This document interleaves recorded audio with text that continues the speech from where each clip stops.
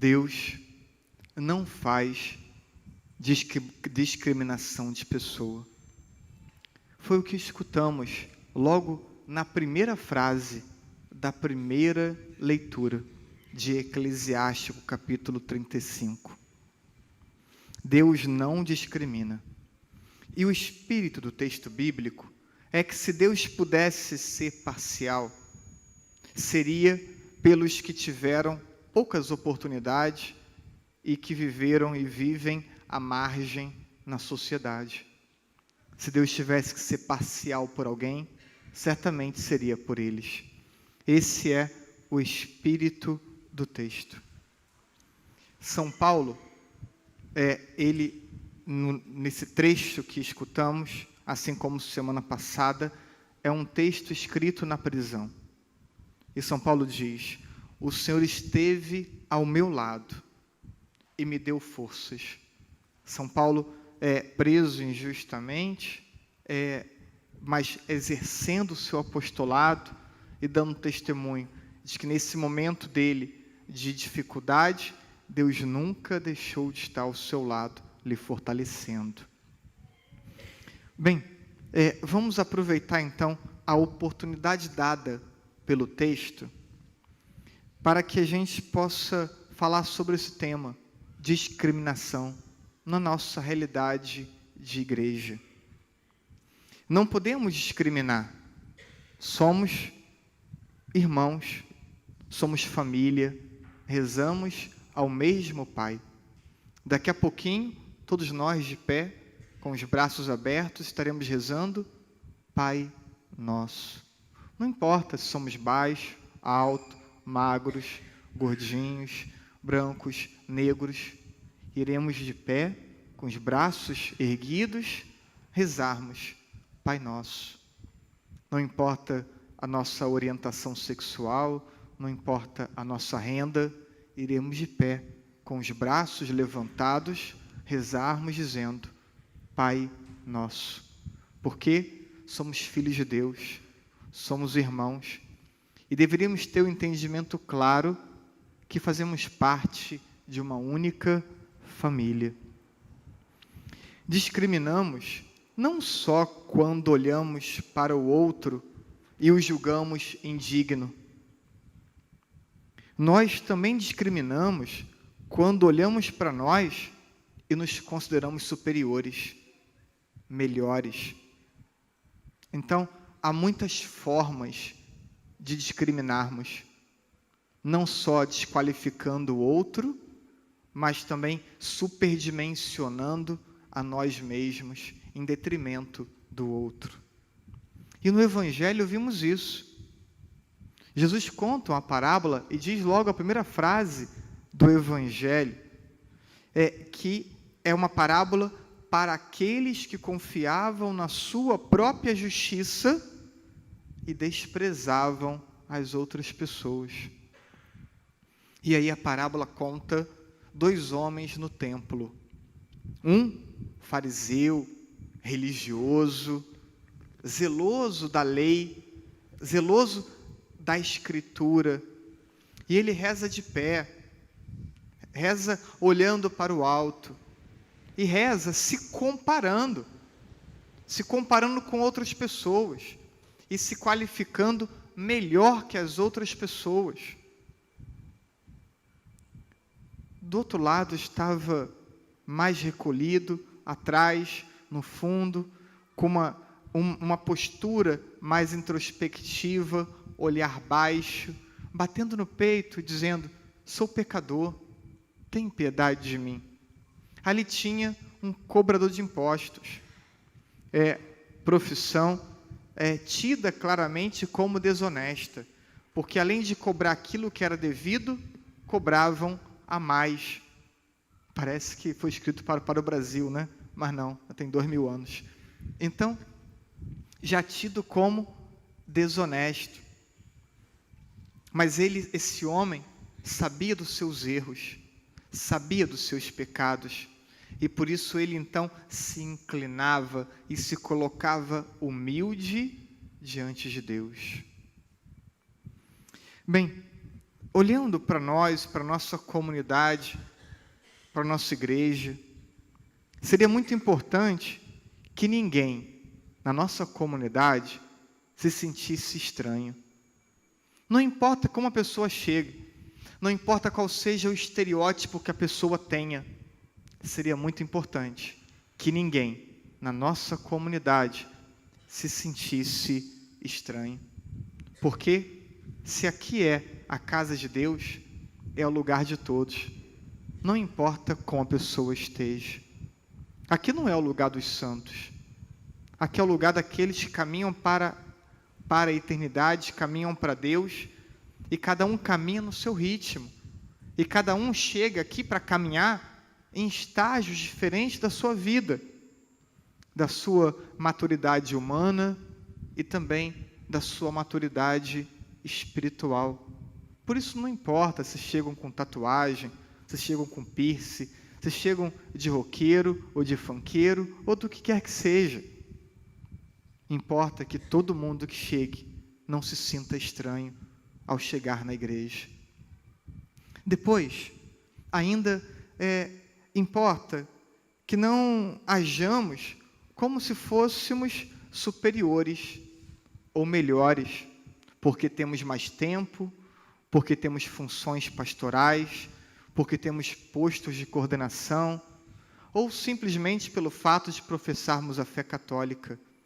Que ninguém se sinta melhor do que os outros, numa dinâmica comparativa, porque nós não disputamos com ninguém.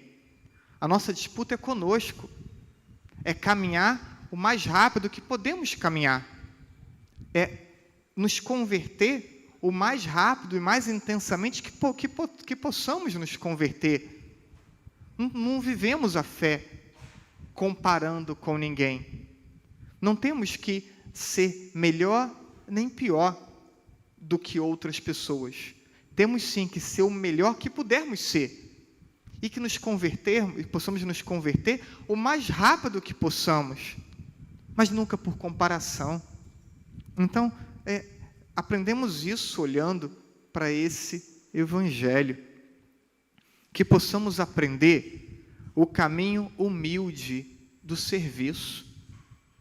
Se estamos aqui, se somos família, se somos irmãos, como iremos tantas vezes ao longo da celebração proclamar, que sejamos servidores. Quantas vezes falei isso? Que a comunidade fica melhor quando entendemos que devemos servir, que devemos encontrar um espacinho para colaborar, porque construímos juntos a casa que é nossa, que é de todos nós. Então, que aprendemos o caminho humilde do serviço, mas que aprendamos também o caminho do desprendimento, da partilha até financeira, porque a igreja não se mantém só com as orações.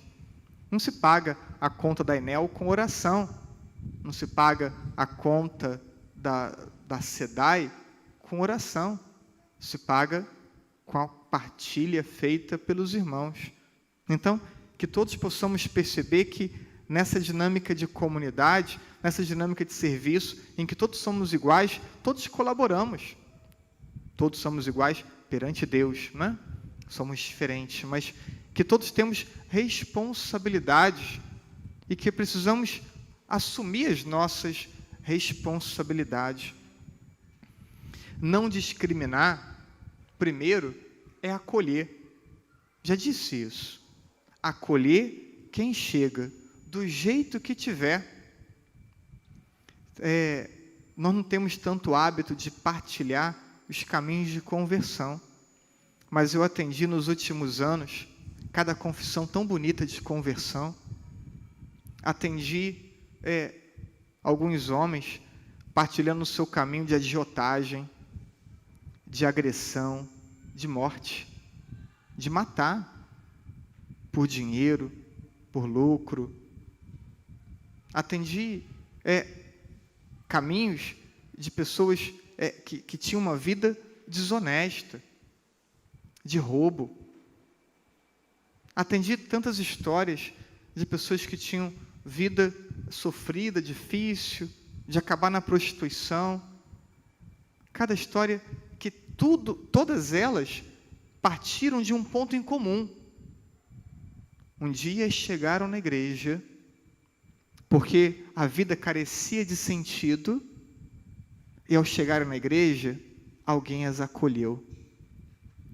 E acolheram essas pessoas, não se importando com o que elas fizeram, com a história que tinham antes, simplesmente as acolheram. E o segundo passo é o cuidado. Não é só o acolhimento inicial, é o se colocar ao lado, é caminhar do lado das pessoas. E não discriminar é, portanto, então, além de acolher, caminhar do lado. Cada um tem o seu tempo, cada um tem o seu momento. A gente quer as coisas no nosso tempo, do nosso jeito, mas cada um tem um tempo. Então, acolher, cuidar, prontidão para caminhar junto e saber lidar com cada individualidade, porque cada um tem uma história, e uma história diferente uma das outras. Então, diante disso, não podemos tratar todos do mesmo modo. Vamos tratar cada um de um jeito diferente. E é preciso aprendermos isso. Mas lidar com cada um na sua individualidade à luz da doutrina. Verdade e amor precisam caminhar sempre juntos. Então, não discriminar não é negar a doutrina. Então, escutamos algumas críticas à igreja, como se a igreja fizesse discriminação de pessoas, quando ela, na verdade, está ensinando a sua doutrina. Eu trouxe aqui alguns exemplos bem diferentes para partilhar com vocês. O primeiro exemplo diz respeito ao cuidado com a igreja e ao ensino para as nossas crianças, sobretudo as mais pequeninas, da sacralidade desse lugar. A maioria sabe, eu não sou favorável que dê lanche a criança na igreja, que traga brinquedos de casa, né? Aí coloca a criança sentadinha, espalha o brinquedo no chão para brincar. Eu não sou favorável, né? Procuro não falar isso no microfone, aproveito sempre alguma oportunidade como essa de hoje para trazer algum tema assim que julgue importante. Então, não estou falando de amamentação, estou falando de um lanchinho que podia ser dado antes da missa, poderia ser dado depois da missa, ou poderia então sair um pouquinho e no pátio dar o lanchinho, se é tão urgente que tem que ser dentro do horário da missa, daquela única hora, e aí volta depois. Vamos entender e ensinar desde pequeno que esse espaço é um espaço diferente de qualquer outro espaço. E se a criança crescesse sabendo que esse espaço é diferente, outros comportamentos também seriam diferentes. O conversar na igreja, a forma de se sentar, a forma de se vestir. Então, esse é um ponto. Um segundo ponto é a situação dos casais em segunda união. E importa ter clareza sobre isso. Acolher não é mudar a doutrina. E aí dizem, a igreja discrimina. Quando a igreja repete a Sagrada Escritura dizendo que o casamento é indissolúvel, que o casamento é até que a morte separe. Aí querem que a igreja mude a Sagrada Escritura. Mas o que faz a igreja católica permanecer de pé 2000 anos, quando tantos impérios começaram e acabaram, é o seu comprometimento com a verdade. Então, não vamos ensinar uma coisa diferente. Vamos ensinar isso, sempre isso. Mas isso não quer dizer que não acolhamos casais que tiveram, infelizmente, uma primeira oportunidade, que não teve um bom discernimento, que acabaram discernindo a necessidade da separação. Vão ser acolhidas. essas situações vão ser inseridas, vão atuar pastoralmente. Mas eu não posso fazer vista grossa doutrina, dizendo ou equiparando uma união com outra união. Não, tudo igual, tudo a mesma coisa. Não é a mesma coisa. Vamos acolher e vamos ter carinho, mas com verdade, com a verdade que aprendemos da Escritura, com a verdade ensinada pelo magistério da igreja. Então, não é discriminar, ensinar a nossa doutrina. Quando vocês ouvirem isso, que é uma crítica frequente à igreja, então diz, a igreja acolhe, a igreja insere, mas a igreja não pode ensinar o que está ensinar diferente do que está na Escritura. Terceiro exemplo ou situação se aproxima desse. Se o primeiro trago o espaço sagrado, se o segundo trago a indissolubilidade do vínculo sacramental do matrimônio, a terceira trago é a questão de gênero. Deus fez homem e mulher, é bíblico, e a igreja não vai ensinar diferente. Mas também a igreja não vira as costas a tantas pessoas que têm um entendimento diferente da sua sexualidade. A igreja vai acolher, como já acolhi tantas vezes, mas, novamente, acolher não é mudar a doutrina. A pessoa vai ser acolhida, mas ela vai ter que entender que se ela tiver prática homossexual, prática de gênero diferente da hétero, ela vai incorrer em pecado. Isso é a Escritura, isso é a doutrina. Isso não vai ser ensinado diferente, vai ser ensinado dessa forma. A questão, então, não está na doutrina ter que ser mudada porque não vai ser, mas na forma como apresentamos a doutrina, na forma como acolhemos cada pessoa. Porque se mudarmos a doutrina, então esvazia os caminhos de conversão. Se esvaziar a doutrina, como escutaria confissões como as que eu tenho escutado tão frequentemente, de mudanças de vida, de escolhas, de postura, porque se encontraram com Cristo, se encontraram com uma palavra capaz de transformar. Então não podemos ensinar algo diferente com a desculpa de que vamos acolher sempre, e temos que acolher sempre, mas não podemos negociar a verdade. São coisas diferentes. A verdade que tem que ser ensinada e a atitude amorosa e acolhedora.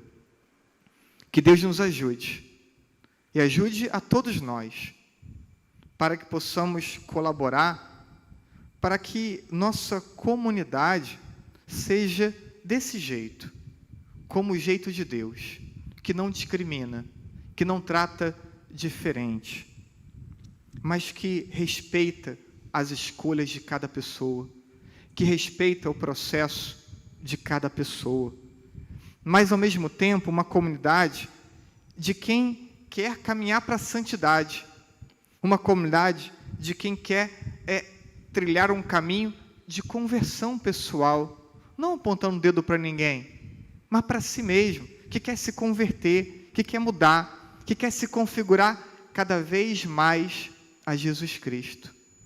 Que Deus nos ajude a sermos assim, uma comunidade acolhedora, mas uma comunidade que anuncia aquilo que ensina a palavra de Deus, uma comunidade que acolhe, mas uma comunidade que propõe, ao mesmo tempo, caminho de conversão. Que Deus nos ajude, a todos nós, assim seja.